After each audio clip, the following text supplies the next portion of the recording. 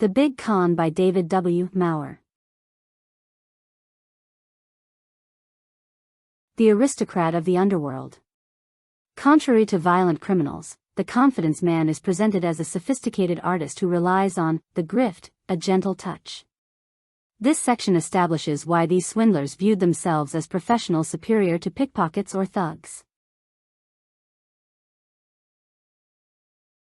The machinery of the big store explains the creation of the big store, a meticulously constructed fake environment, casino, telegraph office, or stock brokerage, designed to isolate the mark. It details how these sets were built, staffed with actors, and used to control every piece of information the victim received. Stage 1. Putting the mark up. The initial research phase where con men identify a suitable victim. The target had to be wealthy, an out-of-towner, slightly dishonest, and, on the square, a legitimate businessman foolishly confident in his own intelligence. Railroad passenger lists were a favorite hunting ground. Stage 2. The roper and the tail. The roper befriends the mark to build confidence. Eventually, the roper introduces the mark to the inside man, the star actor. The inside man tells the tale, a fabricated story about a secret way to cheat a horse race or manipulate the stock market. Stage 3. The convincer and the breakdown. The mark is given a convincer, a small, guaranteed when using the con man's money to prove the scheme works. After this, the breakdown occurs. The con men reveal that the dishonest mechanics of the plot to ensure the mark fully understands and agrees to the fix.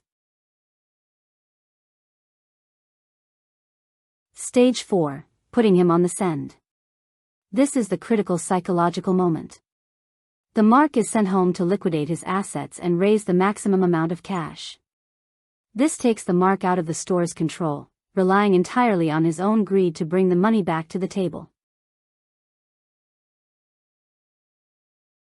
The 3 classic big cons. A deep dive into the 3 specific historical games: the wire, fixing race results via a fake telegraph; the rag, manipulating fake stock boards; and the payoff, the most lucrative racing syndicate scheme. The language of the grift. Maurer's linguistic background shines here, defining specific jargon. Terms like cackle bladder, a fake blood device used to stage a murder; the fix, bribing police; and shill, an actor posing as a customer, are decoded to understand the mechanics of the swindle. Blowing the mark off. The final act of the con, where the swindlers cool out the victim. Because the mark participated in a dishonest scheme, he cannot go to the police. The con men use stories of police raids, violence, or simply disappear, leaving the mark ashamed and silent. The psychology of the sucker. The book concludes with a profile of the con man's mark. Maurer argues that most victims are money takers themselves, real estate speculators, shady businessmen, who try to out-cheat the cheater. He posits that the big con works because the line between legitimate business and theft is blurrier than society admits. The big con succeeds not because swindlers are brilliant, but because victims are greedy. The mark is never an innocent dupe; he is a dishonest person who believes he is about to cheat someone else.